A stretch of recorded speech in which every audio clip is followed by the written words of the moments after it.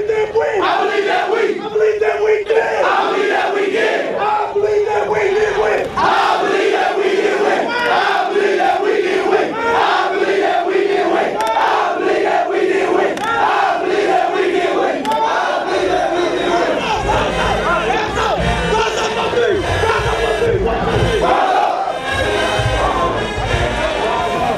The always joyous post-game chant by the Lincoln Golden Bears after their third straight win of the season. I'm in with the head coach of the Lincoln Golden Bears, Brad Wallace. Welcome into the Lincoln Playbook.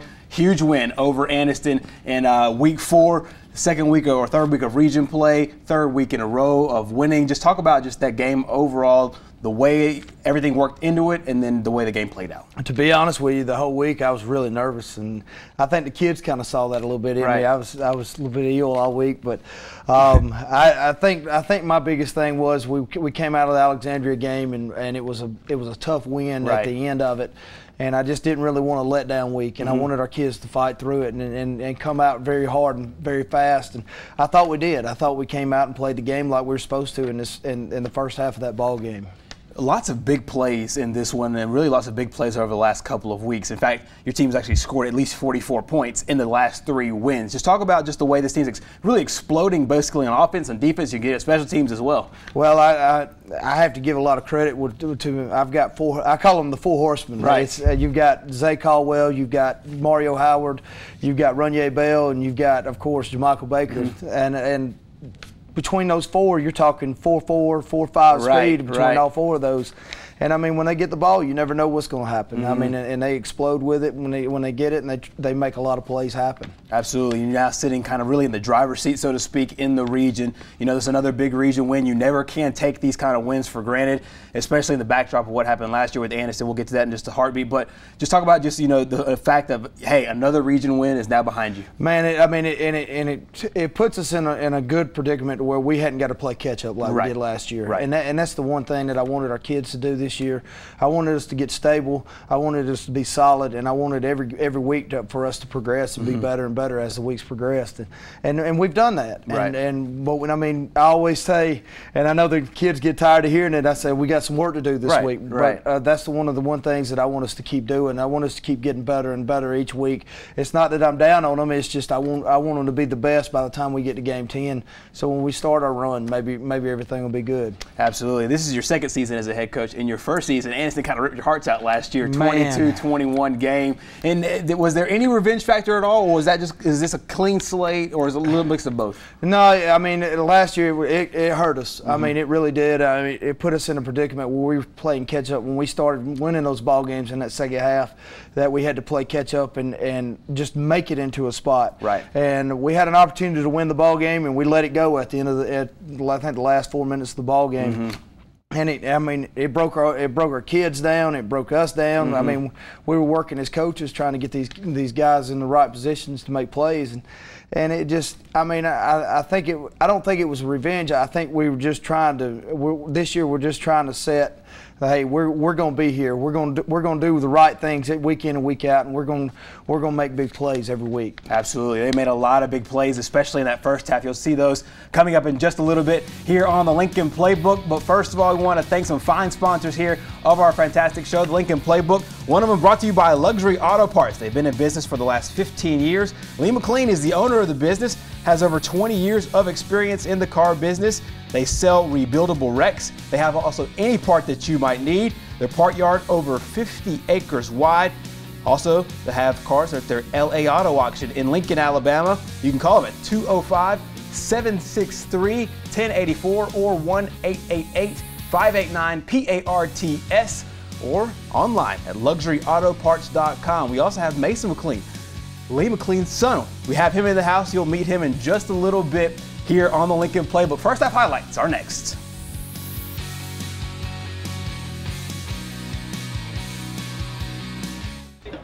And we're back here with the Lincoln Playbook. Lincoln and Anniston, coaches, obviously a huge rivalry. You got to play back at home at Keith Howard Memorial Stadium. Talk about what you wanted to see out of your guys starting out.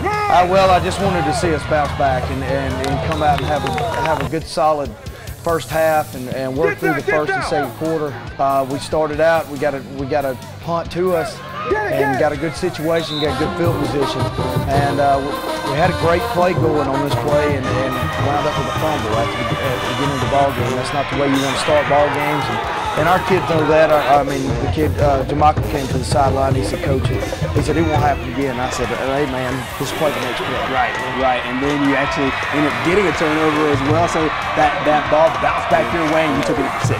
That's exactly right. I mean, we practiced scoop and score a lot during practice, and that was just a prime example of a good opportunity to make a play, and more than how we did. And it seems like also a great awareness there on defense to know, hey, the ball's on the ground, it's an opportunity to go get it and go score. Well, I always tell them, anytime the ball's on the ground, pick it up. Let's make the official make that spot, or whether it's going to be a fumble or whether it's going to be just called dead. Right. Then you play great defense, have a good defensive stand, hold them 3 and out, and then you get a big play here on offense. Yes, sir. I mean, this is another one of those.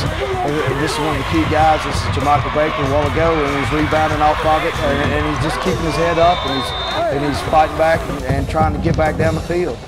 And then you end up turning this into this turnover into another touchdown with a nice run here, making it 14-7. And when you have that kind of momentum shift at the very beginning of the game, you fumble early on, you kind of get down, and then you get another stop. You get a fumble recovery for a touchdown, another touchdown, up 14-0. What's that mindset like? Well, I mean, and the thing is, and what I'm so proud of our kids this week is that happened, and I never saw heads drop. I never saw anybody get down on themselves. They went back out on the field and went back to work, and it paid off. We of course talked about this today during our film session. We had too many missed tackles in this ball game, and that's one of our technical things that we'll be working on all week this week. Absolutely. There's another fumble recovery inside the red zone there, which was huge. Yes, sir. I mean, and then it gave us an opportunity to score right off. And Runye Bell, I mean, what can I ask? This kid, he's been playing receiver. One of our backs went down at the beginning of the season. He's folded back in the tailback position, and he's helping us out. Weston Perry with a nice catch right here over the middle. And then this will be Danny Bradford for his first touchdown of the year. That's awesome too, being able to get some other guys in, and you talked about the 4 horsemen, but that really kind of opens up a lot of things for a lot of different players as well. It does, and I'm gonna tell you what, a lot of players are getting excited. I mean, the depth's starting to come around because guys in the backup roles are getting opportunities now to make plays. Right. And so you get up a certain, big time amount of points. And that was a great catch there. And hanging on, and that kind of play shows the physicality of this game too. Oh, it was, and I mean, Anniston hadn't backed down on us the whole ball game. I mean, they gave us everything we wanted. I mean, they were in your face type of offense defense, and I mean we had trouble slowing them down. They've got 2 good tailbacks that were in the backfield. And that shows a lot of Coach Bullock what he does with the Anniston program. Absolutely, and you shut him out here in the first half, and then you end up getting another touchdown right before the half there with Zay Caldwell. Yeah, I mean, the kid's phenomenal. He's going to find that little seam anywhere we can put him. Right. But he's a playmaker, and that's what we tell our kids: be a playmaker. Go out there and make the big plays. Do what you're told, and you'll make big plays every Friday night. Right. And here to end off the first half, another great run here by Runye Bell. You talked about how he's really kind of fit into this offense really well, really been versatile going from receiver over to his running back position, up 34-0 at halftime. Was there anything that at the beginning, obviously you say you can always improve on things, but was there anything you just saw there, or you were just like, hey guys, we're doing this or this fantastic? Well, we went in and we talked about defensively, that was our main adjustments at the half. Is hey, we've got to quit missing tackles. We've got to do the right things while we're on the field.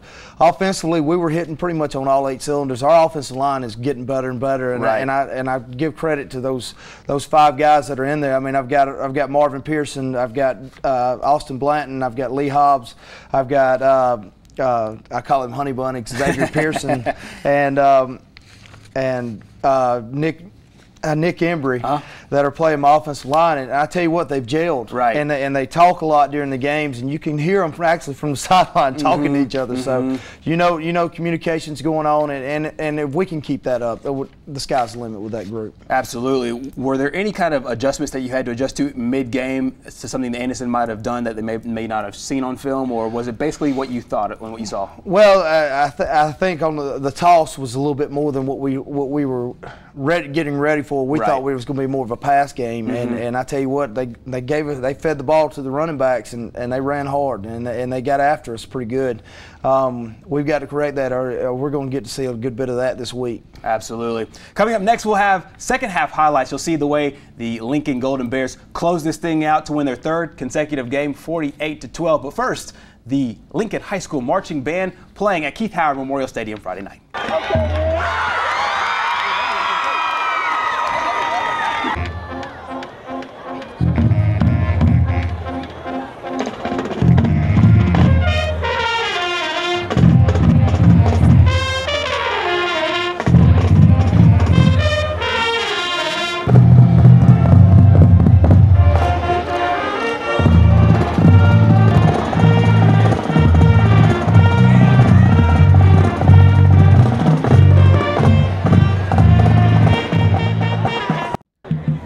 Up 34-0. You're back here in Lincoln Playbook. The Lincoln Golden Bears up on the Anderson Bulldogs. Coach up 34-0, and you have to play defense first, and you have to play offense first. But you obviously know that we can really punch the foot on the gas pedal.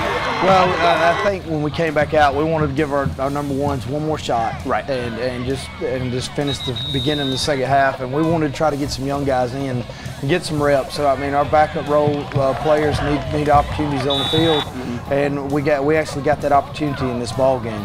Right, and there you see another extra point. We saw a couple of kicks in the end zone by Mason McLean. Talk about what he brings for as far as special teams go. I mean, what can I say on kickoff? I mean, it saves us a lot, especially on return game. Right here, we had a little slip up on the outside, and you see where it cost us.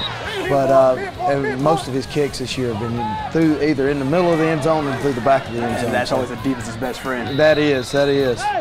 It's nice to start on the 20-yard line. Absolutely, and Anderson obviously at this point they kind of changed the game plan because you're down so much, so you want to pass it a lot more, and then you had to find spots there. Yeah, we had to loosen everything back up because we actually tightened everything down in the first half, and they came out in the second half and started airing it out on us a little bit, and that was a good run by JaMichael Baker right there on the quick slant. But I mean you see our playmakers, they make plays when they get in. They make big plays when they get in, and that's the one thing that we've got to keep going throughout the season. Absolutely, and one of the things that I've kind of noticed here, especially in the second half, when a team's up 34-41 to nothing, the natural inclination is to kind of put your foot on the brake and then kind of cruise your way and let it go in. But that wasn't the mentality for you guys. Well, what we do is we try to rotate guys in as we go, and then as you notice all the way in the fourth quarter, pretty much the whole defense is out. Right. I mean, we went ahead and subbed out our big interior defensive tackle, John Tavis Johnson. We went ahead and took him out at halftime. He was getting a lot of cut blocks on him, and we just wanted to hold him out and didn't want to get him injured because we got the big ball game coming up this next week. Absolutely, and then Anderson will end up getting another score. But talk about these moments for your younger guys, being able to get these Friday night moments. They need these opportunities because, I mean, when you put them on the field for the first time, their eyes are wide open. Right. And a lot of times plays go by them before they can even realize they're on the field. Right. But just giving them opportunity to be out there, I think it helps us out tremendously. There's a fresh sophomore, a bunch of sophomores on the field actually right here. And it's obviously a little bit different as well because you know that Anderson's obviously starters in trying to get as many reps playing against your B team guys. So you can't get upset or mad about touchdowns or anything like that. I mean, what we're doing during that second half is we're correcting mistakes. Right. We're making them understand, hey, you did this wrong, and trying to get these younger players where they can step up and maybe help us out toward the end of the season. Absolutely. You saw the final score there, 48-12. When you go back and you look at some of the films, and obviously we saw all the guys that are just really fast and the big playmakers. Are there any kind of unsung guys, maybe guys that you don't see making the highlights that had big games on Friday night? I thought interior defensive line wise, I thought there was a guy backup role. Lamar Fomby plays interior defensive tackle. He showed a lot of promise this week. Right. We had some guys, younger guys that got in at corner. They showed me a little bit in the second half. That was some of the very positives of having that second half where we could put those younger guys in. For sure. And then as you now start to migrate ahead, what what's the mentality when you head out of region play? Obviously, you go and you play these region games, the one that will count towards the playoffs, and then you get up so much in the first half, and then you're kind of not necessarily on cruise control, but hey, we have this one on ice. We go back in the region in week 6. You obviously have a huge one in week 5. We'll talk about that in a second. But, just over that barrier of knowing, hey, we did our first part of the region play pretty well. Well, the kids, I give it all to the kids because, they bought into the system. They work hard every day. And I think that's the biggest change I've had with these kids this year is when we go out and practice, it's not a dread. Mm-hmm. It's a positive attitude trying to get better every day. So, and that's the one that's the big thing that I get out of the first part of the season. I'm real excited about the second half of the season, and I want to see our kids grow and blossom a little bit more as we get to the end. You're big on improvement every single week. That's what's one of your main staples. What's some of the things that you want to take from this game, take into this week of practice, and then be able to see some improvement on the field next week? Our 2 biggest things right now are probably our turnovers that we had in the game. We need to limit our mistakes. And the second thing is we got to work on our tackling. We had a lot of missed tackles, a lot of arm tackles in the ball game. We weren't as physical as I thought we should have been. But and another thing that it's been kind of hovering over us, but I hadn't really made a major deal out of it is our penalties. So we got to cut back on a few of those during the games. Absolutely. Now you head into outside of region play. You got a big one against Montford. And you're now in your second year of coaching. Are there any things that you took from last year as you head into this year when it comes to these kind of games, like the Montford kind of game? Game preparation, and another thing that I'm trying to do a little bit more with these guys is I don't let them see me the way I am actually on the inside. I've actually. I get nerve-wracked on all our region games, all our all our non-region games. I want to win every week, right. and I have that mentality that it doesn't matter who we play. If it's Green Bay Packers, we're going to go out there and try to beat them. Right. And so, but it's just.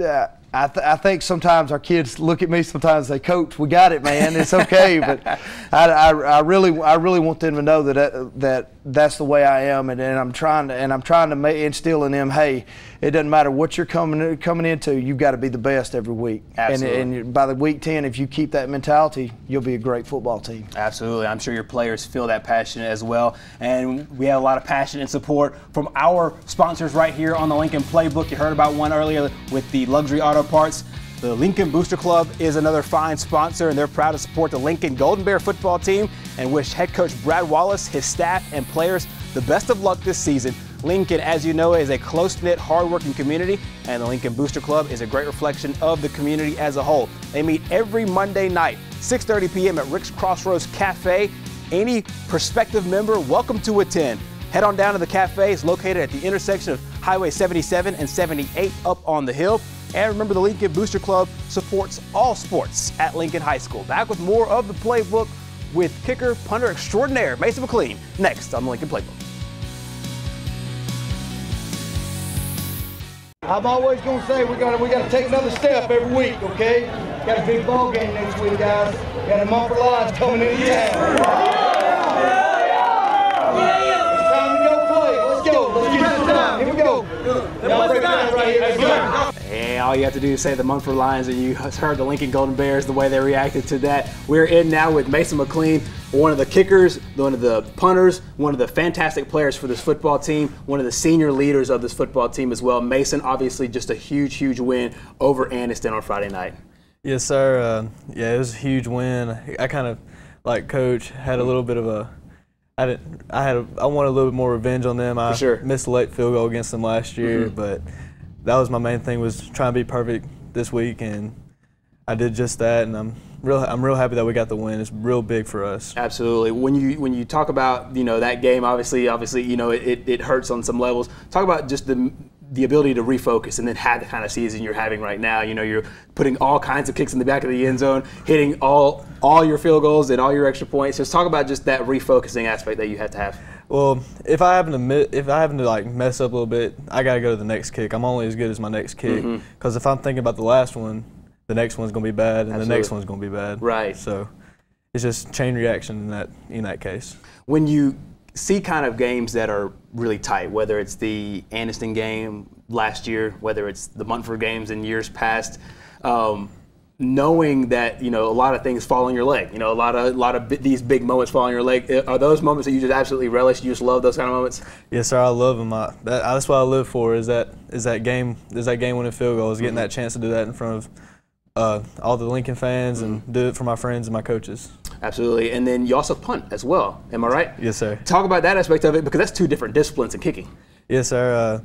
Well, I was kind of a late bloomer on the punting side. I happened to, you know, want to focus more on kicking, but over time I started progressing at punting, and eventually I started getting, you know, more college offers on just in punting. So I realized that's my more valuable thing. And so you play the Munford Lions coming up next, and I heard you when we were sitting in here watching some of the stuff earlier. What does that rivalry mean to you, and then mean to the team? Oh, it's big community. It's big for our community to play the Munford Lions. My freshman year, kicked the late game winning field goal against them. I remember that. That's the highlight of my life so far. It's been I live for the Munford game. Munford Alexandria games. Those are my two favorite games to play for. Absolutely, absolutely. Coach John Holder, one of the gurus of high school football, he has Munford Lincoln up there with Vestavia and Hoover, up there with you know, some of the top rivals in the entire state. You played at Lincoln, and we heard from Mason, you're a former player as well. Just talk about this rivalry and what this means for you guys. Well, I mean, back when I mean, as you grow up, when you play in the little leagues and all the way up through high school, yeah, I mean, that's all you hear is Munford Lincoln, Munford Lincoln, Munford Lincoln, and I'm trying to build that rivalry back in with our kids right now.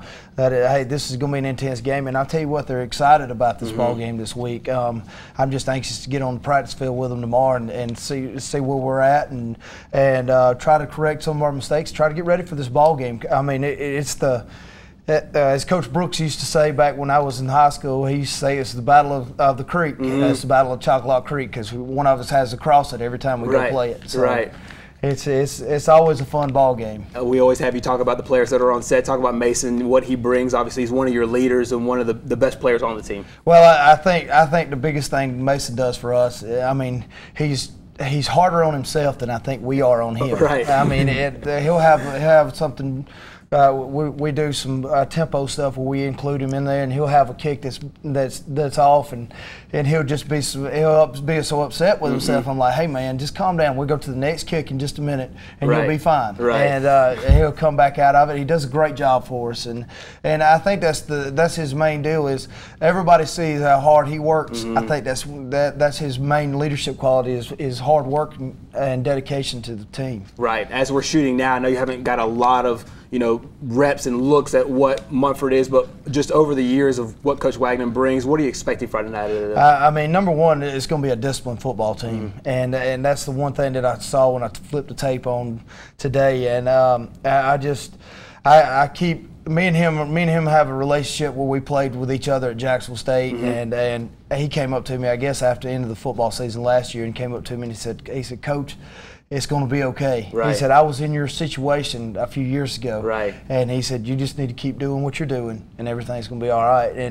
And luckily, I've came out of it a little bit quicker right now. But I mean, our kids are buying into everything we're doing, and it's exciting on campus. I mean, you can ask Mason. It's exciting before a football game because our guys are real emotional before a game, and it's a lot on these kids that we've got, our senior leadership that we've got right now. Absolutely. Mason, you're stepping out of the region, but just talk about just the fact that, hey, this is an intense rivalry. Doesn't necessarily matter with the playoffs overall, but it's still a huge game for the community like you were talking about earlier. Yes, sir. I'm always excited for the Munford game. I always get excited for that one. It's always been big for us, and right now it's 34-34. Yeah. So we got to get the 35-34 Lincoln's way. Absolutely. It's 34-34-1. That's the series record right now, dating back to 1946. The Lincoln Golden Bears, hopefully, just like Mason said, get that 35th win in that huge, huge, intense rivalry. Mason, thank you so much. Coach, thank you so much as always.